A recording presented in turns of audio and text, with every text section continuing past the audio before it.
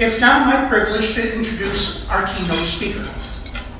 Kathy Countryman currently serves as the Superintendent of Sycamore Community Schools in Sycamore, Illinois. She received her undergraduate and master's degree in education from the University of Iowa and holds a superintendent endorsement from Western Illinois University. Kathy spent 8 years teaching in Iowa prior to moving to Illinois. Her administrative career began in Indian Prairie District 204 as an assistant principal.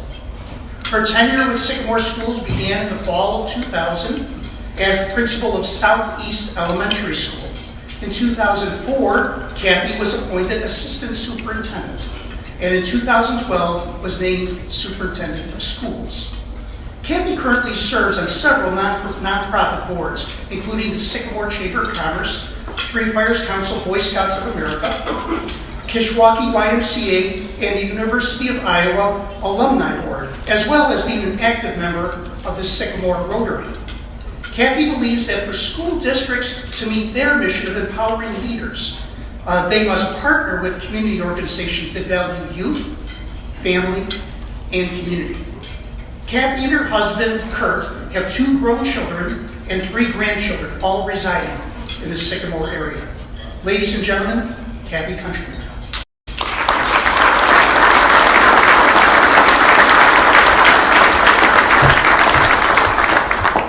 Thank you very much. Well, good morning, everyone. When I came into the room this morning, I walked into the entryway, and the music that you heard at the intro was loud and blaring, and I thought, well, I'm glad I'm not a guest in this hotel this morning. But anyway, it got us all fired up, and early in the spring, Joe asked me if I would come and speak. And as we talked about that, I said, well, how long does it have to be? And people said to me, well, not too long, just keep it shorter than Joe and you'll be fine. So I don't know what that means because I haven't known you that long, but they said that sometimes your speeches go a little long. But so I think we can all take a little kidding here this morning. But as I walked in the room, I saw several other educators and as well as scouts from the community that I live in. I have some guests with me today. Ralph Helm, who is an employee of the district, who's actually one of our tech people. Whenever I travel somewhere to speak, because of, I think, probably my age or maybe my savvy with technology, I always say, hey, would you like to come have a free breakfast and be our tech person for the day? I also have the privilege of having Ed Hollandowner here, who is so active in our scout troops in the Sycamore area, as well as another guest, Hugh Bisco, who also is a scout leader. So I thank them for joining me for breakfast, and all of you too. But today, really what I'm here to talk about is the alignment, was the title, of education, and, we'll just go together on this, aligning education and scouting. And when I thought about that, I thought, what does aligning mean? And oftentimes we think of aligning as a straight line and how we can help you, or maybe how you can help us. But it gets really messy. And as I was thinking about my talk today, it isn't always a straight line. Things in education especially, as well as many other non-for-profits or after-school opportunities for us, are just that. They're just messy, and scouting is one of those that helps us so much with our kids.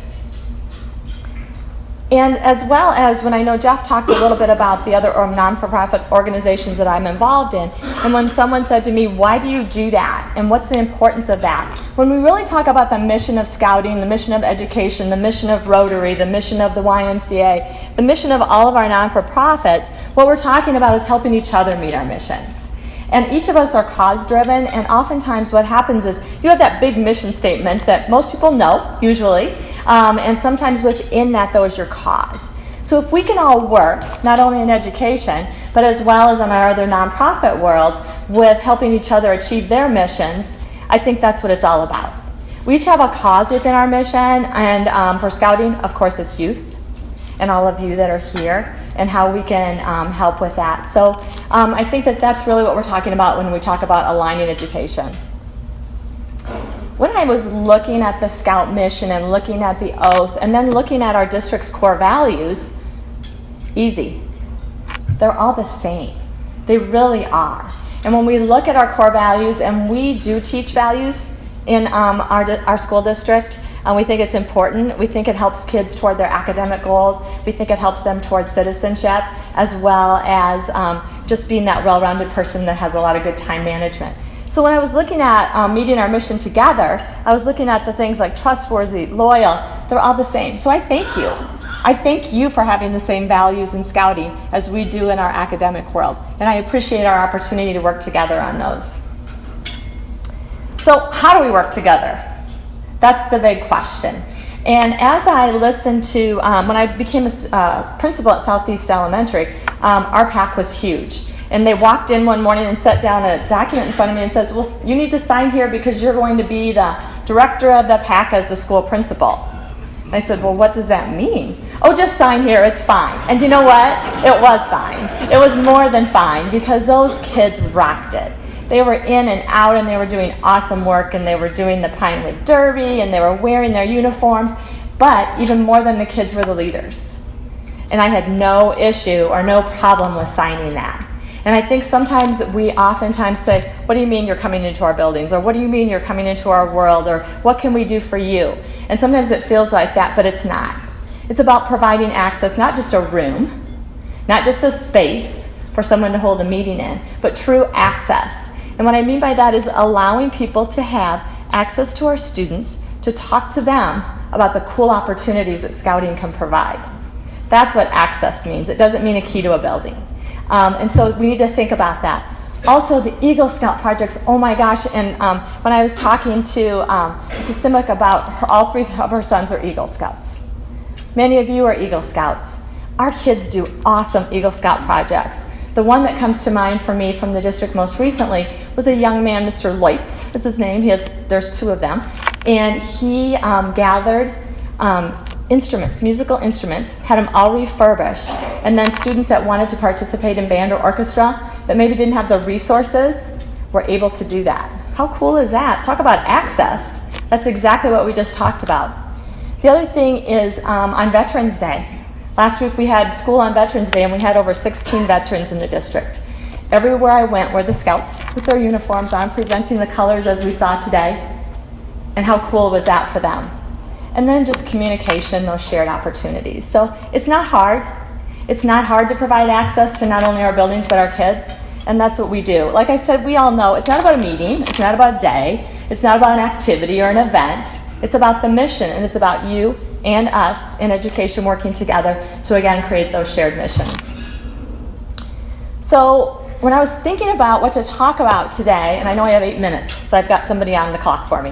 When I was thinking about this, I thought, what do I remember from my Girl Scout experience? And of course, that's where you learn about s'mores. And s'mores are just an awesome thing that everyone still likes when you're 90 or when you're 10 or when you're 5. And so I was thinking about my conversation with you this morning and about the pieces of the s'more.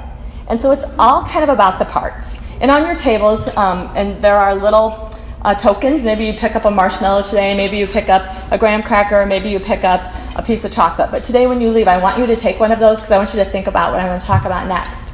So the story begins about the s'more. So many times, I'm going to call this the marshmallow adventure. And I don't know how many of you, maybe we can show of hands, how many people in this room are grandparents? Yeah. So when my kids started having children, I said, I'm not going to be that grandma that carries around the keychain with the picture. I'm not going to be that grandma whose office is filled with beautiful artwork. But it happened, and here I am talking about my grandkids. So you're going to get a quick snapshot. And why this came up was as I was thinking about this conversation, our daughter and her husband and their 18-month-old son decided that they were going to put their house on the market in our community just to see how to test the market.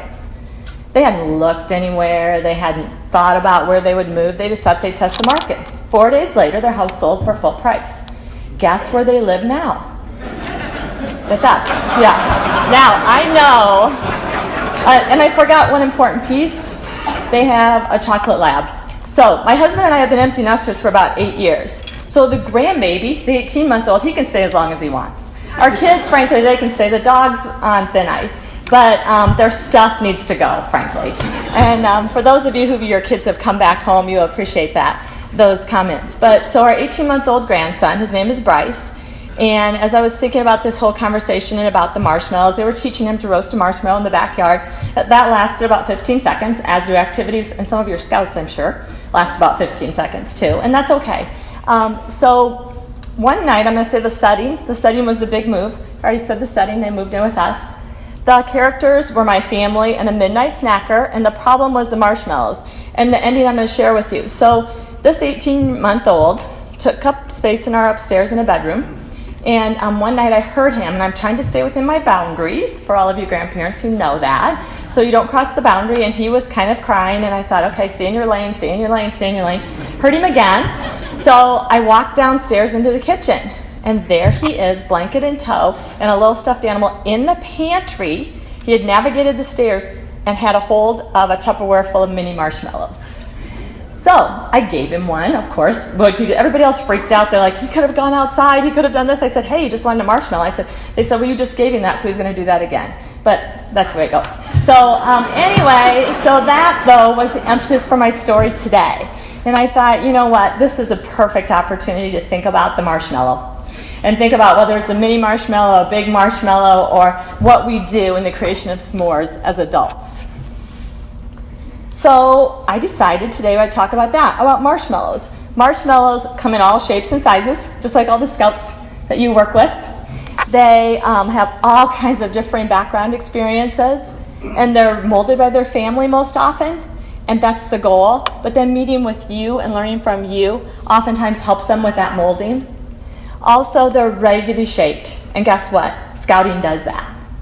We see kids walk into our buildings every day that are so fired up about being a scout. And you as leaders mold them every day. You mold them with character, you mold them with the core values that we talked about, and you mold them with so much more experiences. They're eager for opportunities. Scouting does that also. So we start with the marshmallow in our s'more today. And then, of course, we move to that irresistible piece that I already had on the way here because I snuck it out of the box that I brought for you, was the chocolate. It is irresistible, and oftentimes it's sweet. Those sweet experiences, again, who does that? Scouting. Scouting does that for kids. It's messy. It's very messy. And when Ed Hollendorner, the troop leader I talked about before, gave me all these pictures from the experiences that his kids were having, and I thought, oh my gosh, is that a mess? But scouting is not afraid to create a mess. You're not afraid to go that extra mile for kids, to let them have that messy experience. And of course, delicious opportunities. Again, something that scouting does all of the time. And of course, the last piece, that old graham cracker. Who doesn't like a good graham cracker? So it does, though, it creates that structure. So when you think about that s'more, and you think about it prior to melting, and you think about putting that graham cracker on both sides, that's what you do. We take kids where they are, that marshmallow, we mold them. We help them because they have all kinds of background experiences and they're all different. Then we give them those sweet opportunities, that chocolate, and then we say to them, but you know what, guys? We're going to stay within these parameters because this is a structure we're going to help you with. And we put that graham cracker together for them. Scouting also gives kids an opportunity to crack and to crumble. And what a better place for that to happen. In the safe place with scout leaders, with people like you that provide all kinds of resources for kids to take an opportunity, to take a chance to crack and crumble. Now, some of those kids already come to us a little crumbled, and we have to put them back together. But when we put that marshmallow and that chocolate and that cracker together, oftentimes that's what happens. So the question is, what is your role? What do you do in the world of scouting? Just like what we do in the world of education, we provide academic experiences, amazing academic experiences. We provide after-school opportunities. We provide access for scouting. But is your role, are you that graham cracker sitting there that provides that structure allowing scouts to grow in meeting our mission? Or are you that chocolate? Some of us are that chocolate person that we come up with these really cool opportunities that are very fun. Or are you the molder of that marshmallow? The small marshmallow, the large marshmallow, the melted marshmallow, and in my case, even that midnight snacker that has now become my buddy that I will meet at the pantry anytime for a marshmallow. So think about your role. Think about what you do for scouting and what you bring to the table. So when you take that piece away today and you take it with you to your workplace or to home, I know I talked to a couple of people who are retired and they say this is pretty early for them, but when they take that away and you take it today, I want you to think, I want you to think about the role that you play in Scouts. Not only in Scouts, but with that s'more. So, whatever that role is, I leave you with 3 wishes today for youth development.